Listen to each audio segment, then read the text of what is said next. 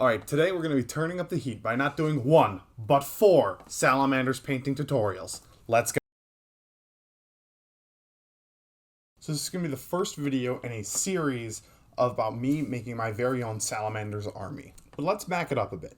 Like, way back, in middle school, when I accidentally painted my first Salamander. I ended up really liking that scheme, so I painted a lot of guys like that, and then as I continued to grow in the hobby, amass a larger and larger collection, I still loved Salamanders, and so they became my primary army moving forward. Flashing forward to today, where I have a ton of models, half assembled, half painted, and even more unopened boxes. But today we're going to start changing that on part 1 of what I'm going to call my journey to Nocturne.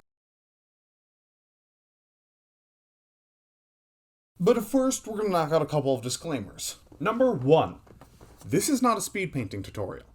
This is about me finding out how I want to paint my Salamanders, and so I'm going to use whatever time I find appropriate in making them.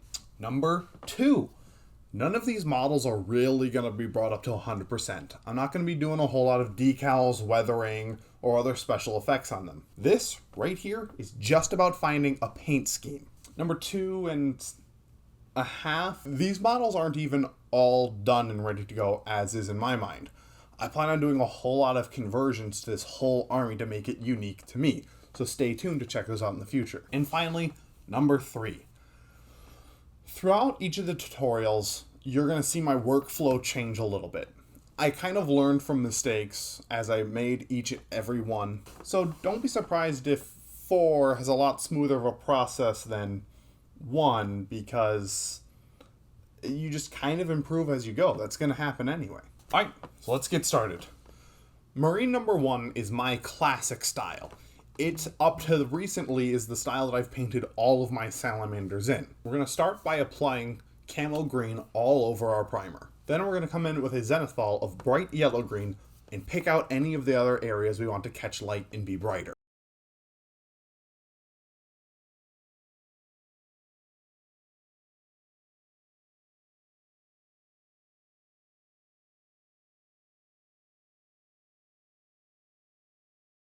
After that's all dried, we can start working with the model. We're going to base coat all of the black areas. For this, I'm going to be using coal black on any of the armor panels and contrast black Templar on the undersuit. I need a solid 2 coats of both of these to get some really nice opaque coverage on there.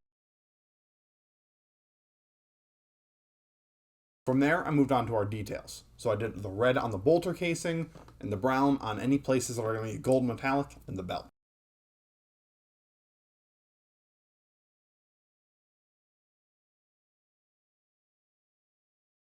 Now, to get that definition in the armor panels, I ended up using Citadel washes. Bealtan green on all of the green armor segments, and then Nuln Oil everywhere else. Now we're going to start doing the details on this marine. Let's start with the eye lenses. Now, there's no really reason to make eyes as complicated as they are. They're fairly straightforward. You start dark, big jump, little jump, white dot.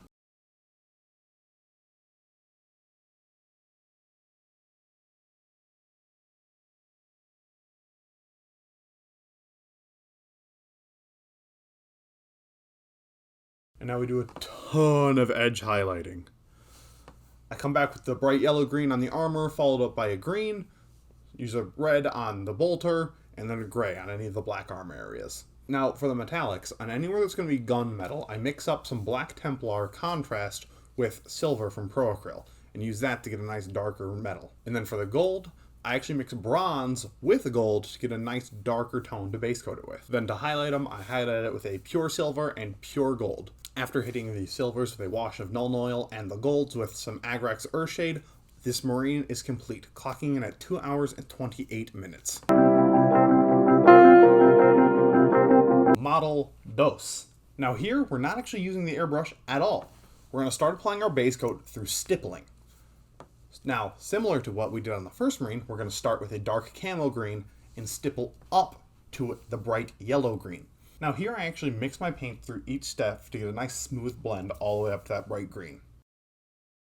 Now once this paint is completely dry, we're going to dry brush it with golden yellow. This will pick out any of the raised details and prominent edges to give them a nice highlight.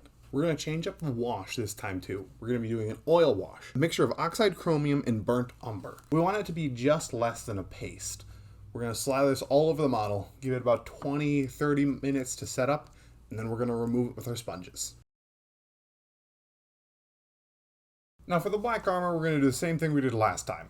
Contrast on the undersuit and regular acrylics on the armor. But after that, we're going to use a sponge to stipple on some more grays onto those black armor segments to give them a little bit of definition and volume. And then hit them with a dry brush of bright neutral gray. Again, we're going to base coat the bolter with our dark red, use a brown for any place that's going to be gold later, and I'm just going to use burnt orange on the belt that we'll see a little bit later. Now, let's finish off the rest of the details. Eyes, same as normal. Highlight the bolter. But this time, what we're going to do is we're going to take our dark brown and we're going to stipple inside of the belt. This is going to give the illusion that it has that weathering coming from the outside of it from the base coat of orange we put on first. Now for the metallics, we're going to use the same gunmetal recipe we used before, but instead we're just going to use pure gold. And then everything isn't green is going to get hit with a wash of Agrax Earthshade to mix with Nuln Oil. So Marine number 2 crosses the finish line at 1 hour and 4 minutes.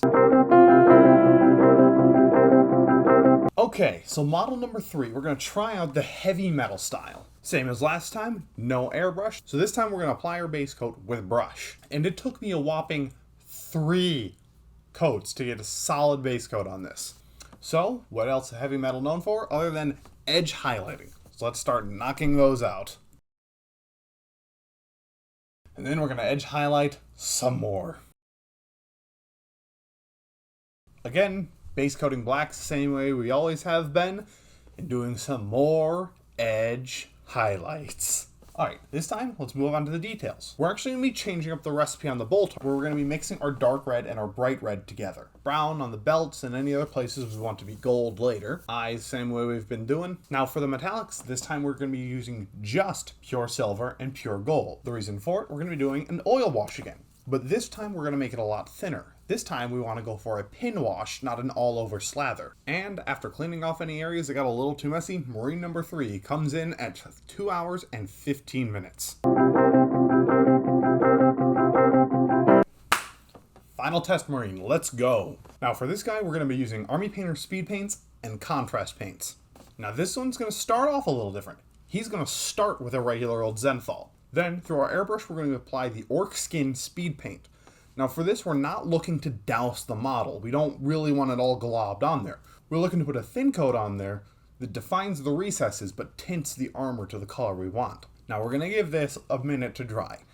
After that, we're going to come in with our edge highlights. Once again, we're going to be using bright yellow-green for our first highlight, and we're going to make it a bit more of a stipply, like broken up highlight on all the areas. Now for our second highlight, we're going to be trying something new. I've been hearing pale sand is all the rage now, so we're going to be doing one unifying highlight on the model where all of our final highlights are going to be the same color. Now, I don't actually have a bottle of pale sand, but I do have Pro Acryl's Bright Ivory, which is pretty comparable. So now for any black part on the armor, we're just going to be using Contrast Black Templar. Now again, a very jagged highlight of our grays, with our final highlight being Bright Ivory. And then we're just going to hit the usual suspects with regular old acrylics. Bolter, belts, and eyes. Now this time on the metallics, I'm going to be trying something a little different. I'm going for more of a dry brush on it. I want very little paint on my brush, so it's kind of coming off a little scratchy on the model. And boom, test model 4 comes in at 2 hours and 6 minutes. Well, that's it guys. Why don't you tell me which of these 4 is yours? Psych! You thought? I'm not going to do a video on experimenting on paint schemes and leave out literally the most important part. Learning from what you did. Outside of model number 1, these are all very different from how I normally paint. So after I finish these models, I would talk with friends on Instagram and Discord to get some feedback and thoughts and opinions on how they are. I'd also sit down by myself reviewing the models. Not just how they looked, but how I enjoyed the painting experience of it. So then, what did I take away from it? Alright, so the classic Marine, with a time of 2 hours, 28 minutes, and I'd put its skill level at about 3 out of 10.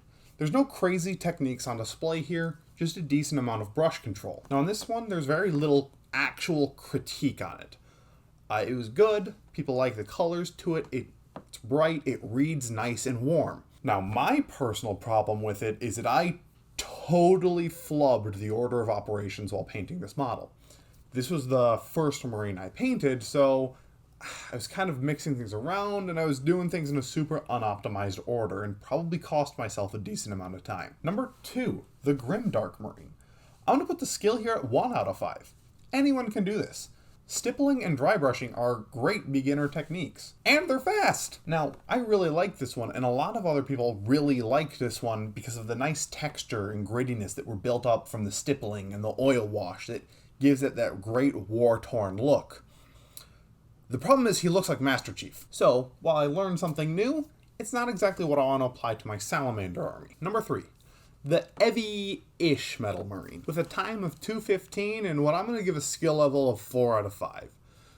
I'm also going to say it's a skill level I didn't meet. For me, this one was almost an abject failure. It is my least favorite among them.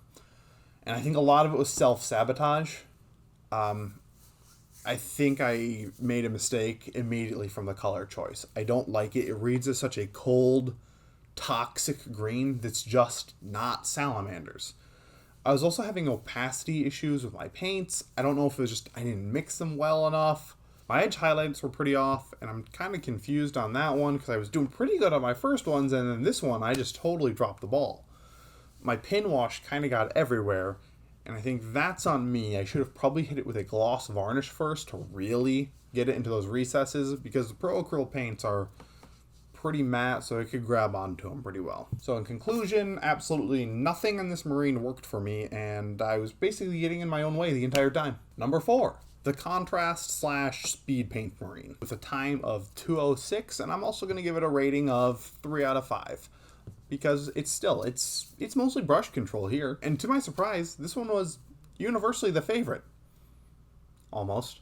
I think this one was the closest to the traditional Salamanders green. And I had a couple of people talking about that universal highlight. They really liked it because it just really brought together the whole model and made it read glossy and bright. I think my only issue here is I had to apply like 3 coats of Black Templar to really get good coverage on the armor panels, and it kind of gummed up a little bit of the detail. It was nothing awful, but I think I would definitely stick to regular acrylics when doing large areas like that. Now, that might have been all 4 tutorials, but there is another. This is the most important part of the experimenting process in getting that feedback, is taking the lessons you've learned and applying them to your next model. So, that's what we're going to do here.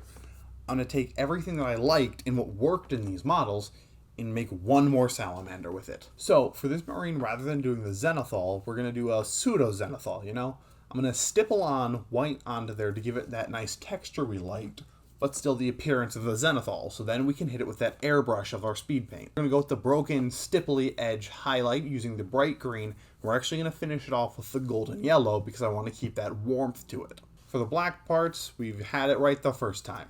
We're going to use coal black on any armor panels and Black Templar contrast on any of the undersuit. And again, we're going to use that jagged, broken highlight on there, coming up to a nice bright gray. And because you can't stop from trying something new, on the bolter, we're actually going to finish off with an orange highlight. Now that we got our metallics down, we're actually going to wash them with an oil paint. We're going to go with the thicker variety again, and it's going to be a mix of black and dark umber. And now let's look upon the fruits of our labor as this Marine clocks in at just under 2 hours and 30 minutes. So, that was 4 tutorials on how to paint salamanders and a mystery 5th thrown in there. But if I'm being honest, if there's one thing you take away from this video, it's not how to paint salamanders. It's how to experiment with your paint schemes. Try something wacky and weird and new and learn from it. Take that feedback in your own considerations and apply it onto your next model and keep moving forward. So, in the comments below, why don't you tell me which Marine was your favorite? Which was your least? What would you have done different? What did I do wrong? And for those curious, no, none of these models are going to be getting stripped. I'm actually going to hold on to them in a display case so I have a nice visual representation of my painting journey. Anyways, I'll catch you every other Monday here on YouTube. See you next time.